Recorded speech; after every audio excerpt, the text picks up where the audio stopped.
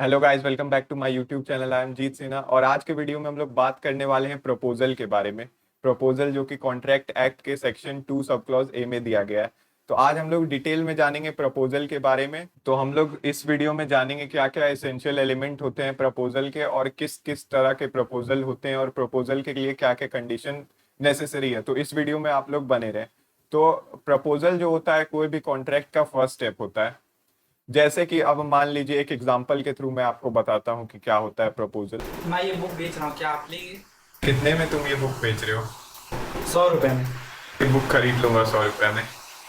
तो गाइस, आपने देखा कि ये इस तरह से प्रपोजल होता है। और प्रपोजल के लिए जो कंडीशन है, जैसे कि मैंने यहाँ पे दिखाया, दो पर्सन एक्स और वाई दोनों ने मिलकर प्रपोजल किया। तो प्रपोजल के लिए जो नेसेसरी कंडीशन है, there should be 2 person for a proposal. Proposal के लिए 2 पर्सन का होना बहुत जरूरी है। अब हम लोग जानते क्या बिना 2 पर्सन के भी प्रपोजल हो सकता है। तो एक बहुत इंपॉर्टेंट केस है ग्राफ वर्सेस इवेंट। तो इस केस में क्या हुआ था, एक अनरजिस्टर्ड क्लब होता है जिसमें कुछ 1100 लोग होते हैं और सब लोग ने कुछ सब्सक्रिप्शन चार्ज दिया होता है उस क्लब को अटेंड करने का।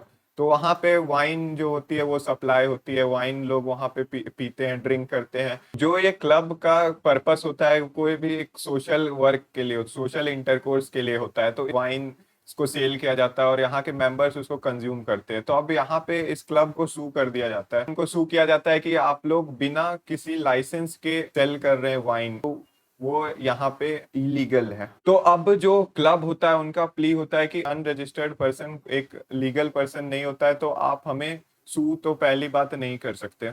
और यहाँ पे कोई भी एक ओनर नहीं है, सब कलेक्टिवली जॉइंट मेंबर्स मिलके इस क्लब को स्टार्ट किए। तो मेंबर्स ही आपस में एक जॉइंट ओनर है, तो इन सब को सू नहीं किया जा सकता है। तो आप ये समझ सकते हैं कि यहाँ पे कॉन्ट्रैक्ट हो ही नहीं सकता है, क्योंकि कॉन्ट्रैक्ट होने के लिए 2 पर्सन नेसेसरी है, लेकिन इस क्लब में सिर्फ एक ही पर्सन है।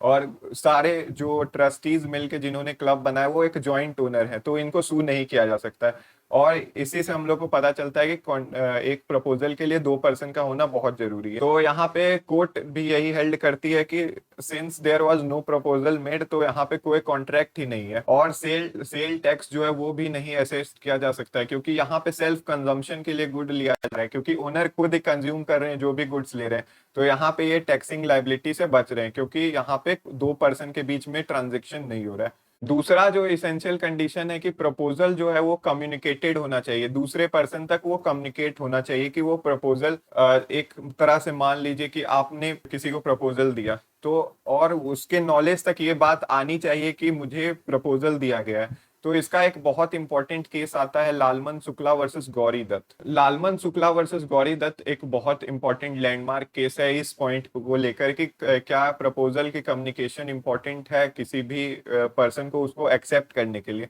तो इस केस में हेल्ड किया, इस केस के फैक्ट्स मैं पहले आपको बता देता हूँ कि इस केस में क्या हुआ था। पे गौरी दत्त जो डिफेंडेंट होते हैं उनका नेफ्यू होता है, वो गुम जाता है कहीं, वो खो जाता है। लालमन शुक्ला होता है, वो सर्वेंट होता है गौरी दत्त का। तो जब अब वो चले जाते हैं खोजने, तो गौरी दत्त ये ऑफर देते हैं, ऐसे उन लोगों को पता नहीं है अभी, ये ऑफर देते हैं कि जो भी मेरे नेफ्यू को खोजेगा उसे मैं 501 रुपीज दूंगा। तो इस 501 रुपीज था 1913 में, इसकी बहुत ज्यादा वैल्यू थी, तो आप समझ सकते हो। और यहाँ पे जो लालमन शुक्ला होता है उसने नेफ्यू को खोज लिया, और तो उसने अपना जो है प्राइस मनी, जो कि गौरी दत्त ने बोला था कि मैं उसे दूंगा जो मेरे नेफ्यू को खोज के लाता है। तो यहाँ पे अब नेफ्यू को वो खोज के ला चुका था, लेकिन यहाँ पे वो फेल हो गया अपने मनी को रिकवर करने में। कोर्ट ने ये हेल्ड किया कि for a valid proposal there should be prior होनी चाहिए किसी को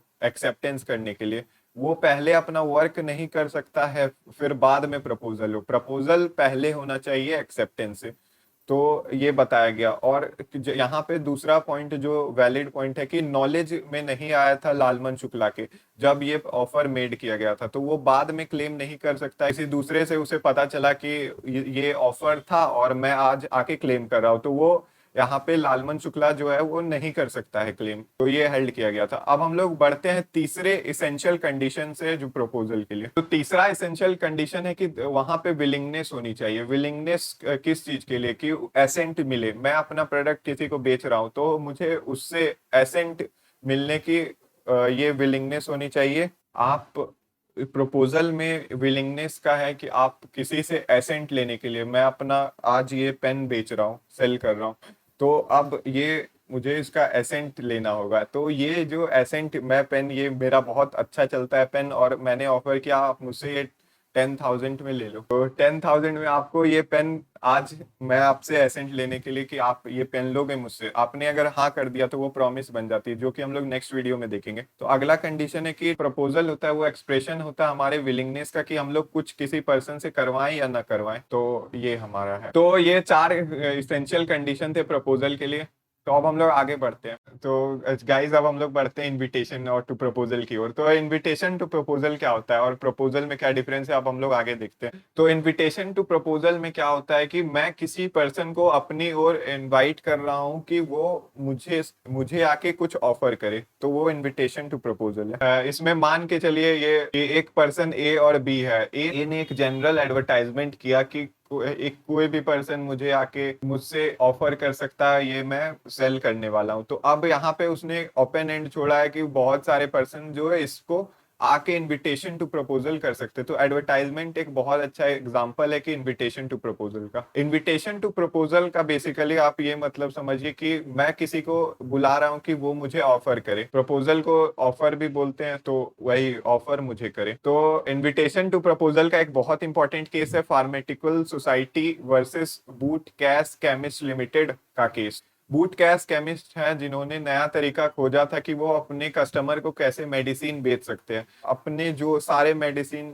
अपने स्टोर में रख देते थे, जहां पे खुद कस्टमर ट्रॉली लेकर जा सकता था और खुद कोई भी मेडिसिन परचेज कर सकता था। और जब मेडिसिन वो परचेज कर लेता तो वो अपने जो कैश काउंटर पे खड़ा व्यक्ति होता है उसके पास आके उसे प्रेजेंट करके जो भी पैसा हो रहा है वो पे करता था। तो अब फार्मेटिकल सोसाइटी है वो उन्होंने बोला कि ये जो प्रैक्टिस शॉप कर रही है एक इलीगल प्रैक्टिस है, क्योंकि इस प्रैक्टिस में कोई भी जो कस्टमर है वो एक्सपर्ट नहीं होते और उन्हें मेडिसिन का नॉलेज उतना नहीं होता। तो अब फार्मेसी एंड पॉइजन एक्ट था जिसके अंदर ये बोला गया था कि वहां पे एक केमिस्ट होना चाहिए जो कि हमेशा सुपरवाइज करे जो ड्रग इनलिस्टेड है उस कैटेगरी में, और जो बूट कैश केमिस्ट होती है वो इन सारे ड्रग्स को बेचती है। तो अब यहाँ पे क्वेश्चन उठता है कि यहाँ पे जो बूट कैश केमिस्ट कर रही है क्या वो एक प्रपोजल है, क्या ये एक इनविटेशन टू प्रपोजल है? तो हम लोग देखते हैं क्या है ये। तो अब शॉपकीपर जो बूट कैश केमिस्ट है उनका कहना था कि एक इनविटेशन टू प्रपोजल है। तो जो बूट कैश केमिस्ट है उन्होंने ये बोला कि एक इनविटेशन टू प्रपोजल है, ये रिजेक्ट भी हो सकता है, ये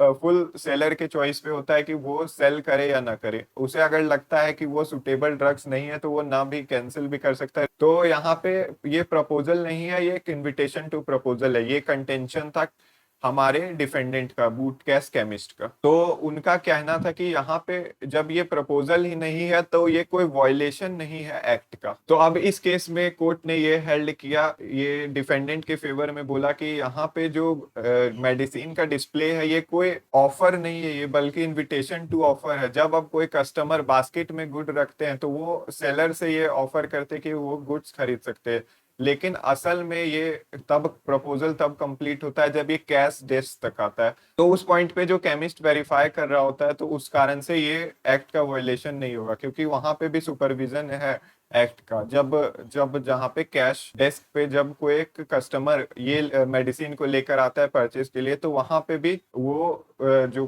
केमिस्ट है वो सुपरवाइज करता है। तो यही कहा कि इनविटेशन टू प्रपोजल है कोर्ट ने। तो चलिए आगे बढ़ते हैं। अब तो अब हम लोग देखते हैं क्या क्या डिफरेंसेस हैं प्रपोजल और इनविटेशन टू प्रपोजल में। तो सबसे पहले डिफरेंसेस प्रपोजल के देखते हैं हम लोग। प्रपोजल में हम लोग अपना विलिंगनेस को सिग्निफाई करते हैं। इनविटेशन टू प्रपोजल में आप सिर्फ इंफॉर्मेशन सप्लाई करते हैं। 1 पॉइंट आप दोनों तरफ देख सकते हैं। फिर प्रपोजल एक एग्रीमेंट का पार्ट होता है, सेकेंड पॉइंट ये है। फिर second point invitation to proposal का है कि ये कोई एक पार्ट ऑफ एग्रीमेंट नहीं होता है। थर्ड डिफरेंस है कि जो प्रपोजल होता है वो किसी के एसेंट को लेने के लिए किया जाता है, और इनविटेशन टू प्रपोजल होता है किसी के ऑफर को लेने के लिए। तो आप समझ सकते हैं क्या ये तीन मेजर डिफरेंसेस थी प्रपोजल और इनविटेशन टू प्रपोजल में। तो अब हम लोग आगे बढ़ते हैं वीडियो में। तो अब हम लोग देखते हैं कि कितने तरह के प्रपोजल होते हैं, काइंड्स ऑफ प्रपोजल। तो बेसिकली दो तरह के प्रपोजल होते हैं, एक हुआ जनरल प्रपोजल और दूसरा है स्पेसिफिक प्रपोजल। स्पेसिफिक प्रपोजल ऐसा है कि मान लीजिए मैंने आपको कोई भी प्रोडक्ट के लिए डायरेक्टली पूछा कि आप मुझसे ये प्रोडक्ट खरीदोगे, तो मैंने आपको डायरेक्टली ऑफर किया, तो ये आपका स्पेसिफिक प्रपोजल है। और अब जनरल प्रपोजल क्या है कि मैंने बहुत सारे लोगों को एक साथ प्रपोजल किया, तो वो जनरल प्रपोजल हुआ। तो जनरल प्रपोजल का मतलब हुआ कि जो लार्ज पब्लिक को ऑफर दिया जाए। तो जैसे कि मान के चलिए एडवर्टाइजमेंट में हम लोग बहुत सारे पब्लिक को प्रपोजल कर देते हैं।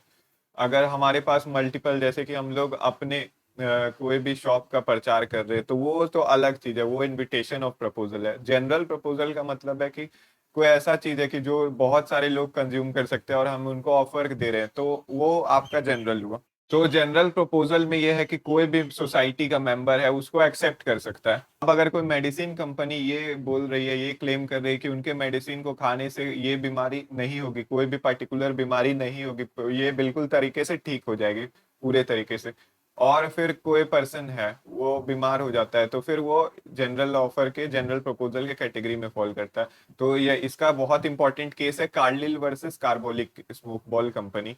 ये सबसे इंपॉर्टेंट केस है जनरल ऑफर का। तो इसके फैक्ट्स ये हैं कि कार्बोलिक स्मोक बॉल कंपनी अपना एक ड्रग बनाती है जिसका वो नाम देती है स्मोक बॉल। उनका क्लेम ये होता है कि इन्फ्लुएंजा, जो जैसे आज के टाइम पे कोरोना चल रहा है वैसे उस टाइम पे इन्फ्लुएंजा चल रहा था, तो उससे ये कंपनी बोलती है कि ये जो स्मोक बॉल है मेरा, उसको 100% ठीक कर सकता है, इसको लेने के बाद कोई पर्सन बीमार नहीं होता है। तो अब कंपनी यहाँ पे एक एडवर्टाइजमेंट पोस्ट करती है कि अगर कोई भी पर्सन इस मेडिसिन, इस ड्रग्स को लेते हुए बीमार हो गया तो उसे $100 गिफ्ट करेगी।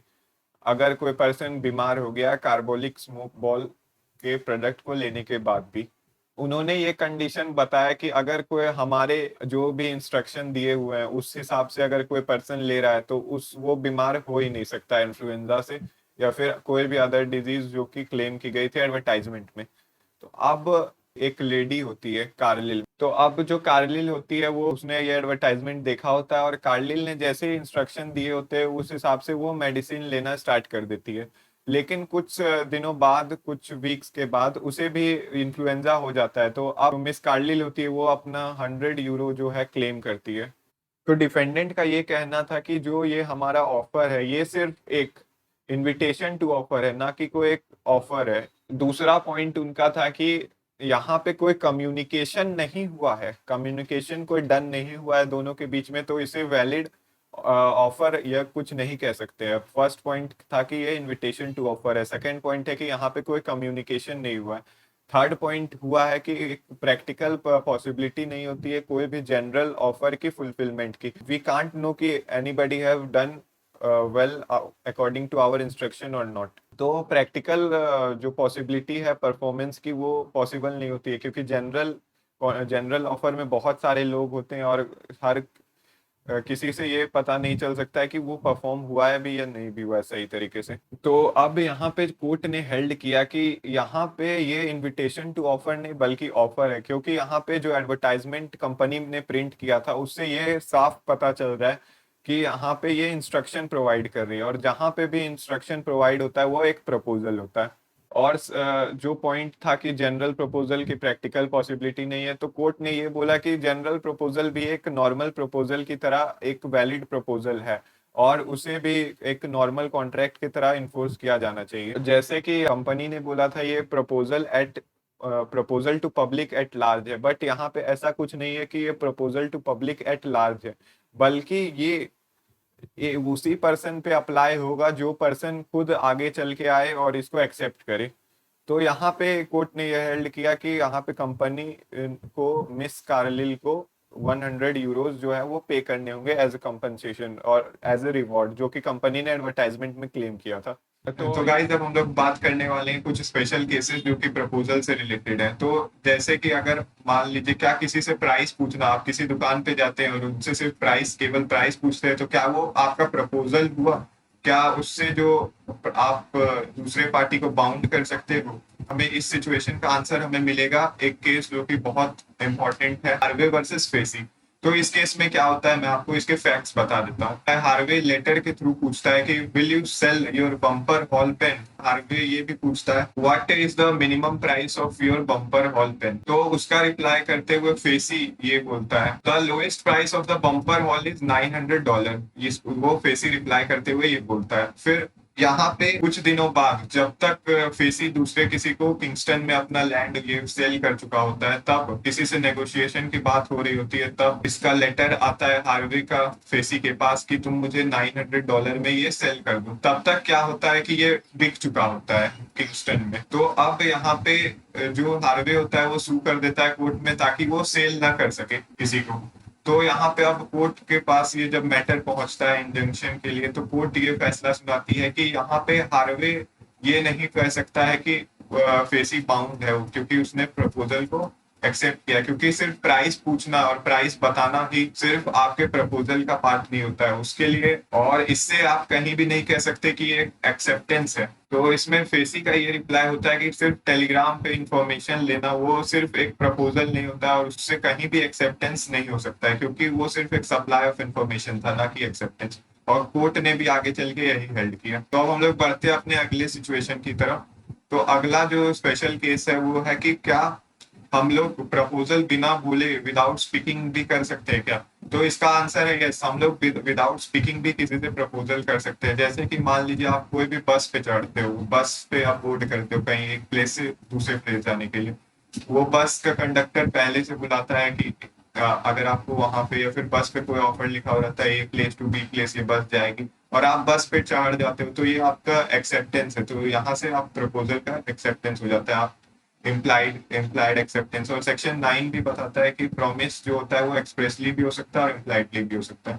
और एक्सप्रेस प्रॉमिस उसको कहते हैं जो कि बाय वर्ड्स या फिर बाय लेटर और बाय रिटन होनी चाहिए, कुछ भी जो कि एक्सप्रेसली हो। और जो भी इम्प्लाइडली ऐसी प्रोमिस हुई जो कि एक्सप्रेसली हम लोग नहीं, जैसे कि कंडक्ट के द्वारा, तो ये सारे इम्प्लाइड प्रोमिस हुए। तो अब हम लोग आगे बढ़ते हैं नेक्स्ट सिचुएशन की तरफ। तो अब नेक्स्ट जो सिचुएशन है कि प्रपोजल एक बार अगर उसको रिजेक्ट कर दिया गया है तो उसके बाद दोबारा उसको एक्सेप्ट नहीं किया जा सकता है। तो इसका बहुत फेमस केस है हाइड वर्सेस रेंच। तो हाइड वर्सेस रेंच के केस के फैक्ट्स मैं आपको ब्रीफली बता देता हूँ। तो इसमें जो डिफेंडेंट रेंच होता है वो अपना फार्म सेल करना चाहता है। मिस्टर रेंच ऑफर देता है मिस्टर हाइड को कि तुम मुझसे 1200 पाउंड में मेरा फार्म खरीद लो, लेकिन मिस्टर रेंच इस प्रपोजल को मिस्टर हाइड ठुकरा देता है। तो फिर यहाँ पे मिस्टर रेंच फिर मिस्टर हाइड को दोबारा ऑफर करता है कि तुम मुझे ये फार्म 1000 पाउंड्स में बेच दो। तो फिर यहाँ पे फिर रिजेक्ट कर दिया जाता है मिस्टर हाइड के द्वारा, लेकिन मिस्टर हाइड ये बोलते हैं कि 950 में मुझे तुम ये फार्म बेच सकते हो। लेकिन यहाँ पे फिर मिस्टर रेंच अब रिजेक्ट कर देते हैं कि मैं तुम्हें ये फार्म नहीं बेचूंगा। तो यहाँ पे फिर मिस्टर हाइड वो बोलते हैं कि मैं फिर तुमसे, ठीक है चलो तुम 950 में नहीं बेच रहे हो तो मैं तुमसे 1000 रुपीज में 1000 पाउंड्स में ये खरीद लेता हूँ तुमसे। तो फिर आप यहाँ पे मिस्टर रेंच रिजेक्ट कर देते हैं। ये जो मैटर होता है कोर्ट में पहुंच जाता है। तो कोर्ट ये फैसला सुनाती है कि अगर आपने एक बार उस प्रपोजल को रिजेक्ट कर दिया तो आप उससे बाउंड नहीं हो सकते। तो यहाँ पे आपको कोई लीगल राइट अराइज नहीं होता है क्योंकि यहाँ पे आपने प्रपोजल रिजेक्ट कर दिया। तो गाइज ये 3 कुछ स्पेशल केसेस रिलेटेड थे प्रपोजल को लेकर। तो अब हम लोग बात करने वाले हैं काउंटर प्रपोजल और क्रॉस प्रपोजल के बारे में। काउंटर प्रपोजल क्या होता है? तो काउंटर प्रपोजल ऐसा प्रपोजल हुआ जैसे मान लीजिए मैंने आपको प्रपोजल दिया, उसको रिजेक्ट करते हुए आपने मुझे दूसरा प्रपोजल दे दिया, तो वो काउंटर प्रपोजल हुआ। और क्रॉस प्रपोजल ऐसा प्रपोजल हुआ कि मैंने आपको प्रपोजल दिया, मुझे अभी आइडिया नहीं है कि मुझे आपसे प्रपोजल मिलने वाला है, आपने मुझे उसी सेम प्रोडक्ट सेम चीज के लिए सेम प्रपोजल दिया, तो ये क्रॉस प्रपोजल हुआ। तो ये यही है कि क्रॉस प्रपोजल और काउंटर प्रपोजल। तो इसके मैं डिफरेंसेस कुछ बता देता हूँ ब्रीफली। तो काउंटर प्रपोजल इस साइड में आप देख सकते हैं ये 3 डिफरेंसेस है, और क्रॉस प्रपोजल ये 3 डिफरेंसेस है। तो आप इनको ध्यान से देख लीजिए, ये 3 डिफरेंसेस है। इजी टॉपिक है तो इसमें हम लोग ज्यादा टाइम अब वेस्ट नहीं करते हैं। बस ये आपको ब्रीफली जानना जरूरी है कि क्रॉस प्रपोजल और काउंटर प्रपोजल क्या है। तो ये डिफरेंसेस आप याद कर लीजिए। और ये मेरा प्रपोजल का वीडियो यहाँ पे खत्म होता है। आज का ये वीडियो हमारा यहीं समाप्त हुआ, और हम लोग नेक्स्ट वीडियो में बात करने वाले हैं कम्युनिकेशन ऑफ एक्सेप्टेंस, रेवोकेशन के बारे में। और ये सब हम लोग नेक्स्ट वीडियो में डिस्कस करेंगे कि कैसे एक्सेप्टेंस होता है, रेवोकेशन होता है, और फिर हम लोग देखते हैं नेक्स्ट वीडियो में। तो इस वीडियो को लाइक करें, शेयर करें, सब्सक्राइब करें मेरे चैनल को। Thank you.